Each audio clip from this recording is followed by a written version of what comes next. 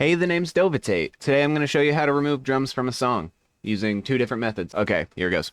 So, the first method is using just simple phase inversion and fading samples from the song itself. What you'll do for this technique is you'll literally just listen to the song. For my song, I have Can't Stay by Frame Perfect. Amazing song. Love it. So if you look through, you can hear some pretty clean drums. So for instance, like right here, because it's sidechained so heavily, there are some really clean drums in here. So what you can do is you can take that little snippet there and you can trim it down, and you'll see you have very similar to a kick. So once you fade out, you'll see you pretty much just have the kick right there. And you can just adjust the fade to get it as perfect as you need it. So now you have the kick from the song, but you've extracted it. So how do you remove the kick? To do that, you're going to go into audio effects and you'll grab this utility device and you will drop that on the track where your drum is or whatever stem you're trying to remove. Now, by default, these two buttons will be off, but you can just click them to turn them on. So what this does is it basically turns the sound wave upside down. And if you play two sound waves that are exactly the same, but one is just upside down from each other, then it'll just cancel out to zero. So if I play this moment right here, you will see that the drum is removed from the song. And so you might be thinking, well, what if I don't want to do that for every single sample? Well, that's an easy fix. You don't have to do it for every single drum in the song as long as you have a clean enough drum and all the drums in the song are the same. So if I just paste this kick around to every spot in the song where there is a kick, you will see that the kick has just been removed from all of those spots. And there you go. That's how you remove a kick using fades. Now for snares, it is a little bit more involved. It's just that the fades have to be more precise. So we'll grab a bit of a longer sample, create the fade. Now, the thing is about this technique is you cannot come into this expecting to get the entire snare out. You're not going to get all of the tail out of the snare, probably with this method, but you are going to get the transient and the body out of the snare, and that will be enough for a Launchpad performance.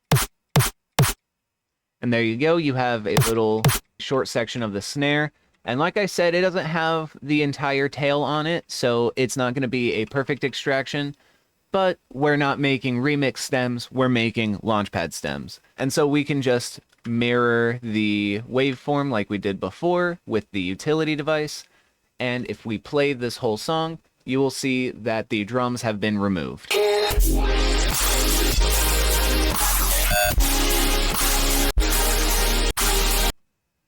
Cool, isn't that awesome?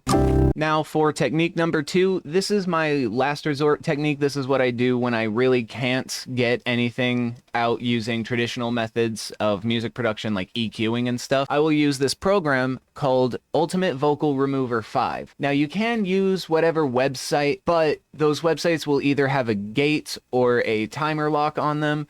And all those websites do is just run this program on someone else's computer and then send the file to you. So this program is literally as good or better than most AI stem splitter websites. All you need to do is select your input, navigate to your song, select output wherever you want the stems to output to. Now for the process method, you will want to choose demux. This is very important. You will want to choose demux. I have found that this gets the best sound out of most stuff. If you just want to throw a program at the screen and have the drums removed, then demux is the way to go.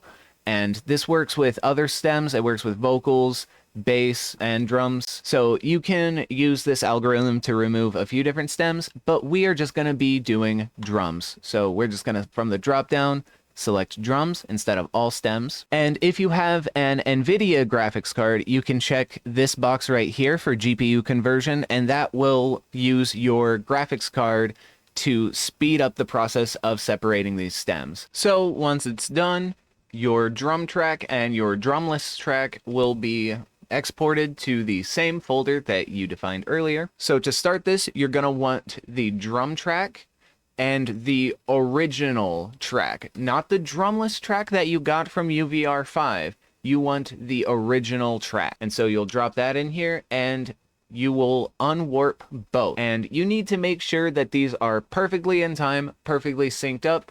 The easiest way to do that is to grab the end of each clip and extend it back as far as you can, and then just line them up on the grid, and you will see that they are perfectly lined up. If we go and look at the drop, you will see that yes, our drums are perfectly lined up. So what people normally do that I see is they will use UVR5 and then they will sample the drumless version and the drums that they get out of UVR5, but that leaves a lot of artifacting because UVR5 is not perfect and we need to clean this up a lot. So let's clean it up.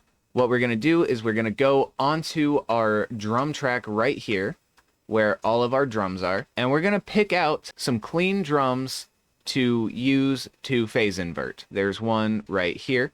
There's an entire kick drum right there, and we can just bring that over here, fade out to remove any clicks, and then later on we can just grab one of these snares. It seems we're not going to be able to fully escape artifacting because it wanted to bring out the cymbals as well. So what we'll do is we will just do the fade out technique from earlier until we stop hearing so many of those artifacts. And while that's not perfect, that does sound decent. So let's just see how that sounds.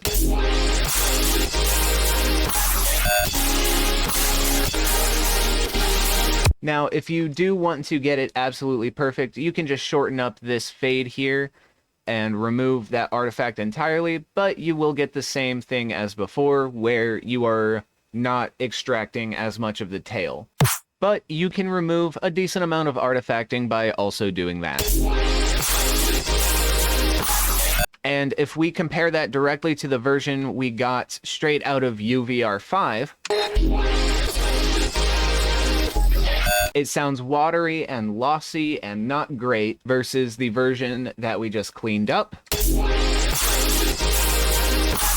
It still has everything there. It's still very good, very nice, very full. So that's how you remove specifically drums using two methods in Ableton Live. Once again, this is for Launchpad stems, not remix stems. If you're looking for remix stems, tons of other tutorials out there for you. This is for Launchpadders. If you're a Launchpadder and you got something out of this and you learned something, or you just want to spread the word, leave a like. Yeah, that's it. All right, that's that. Bye.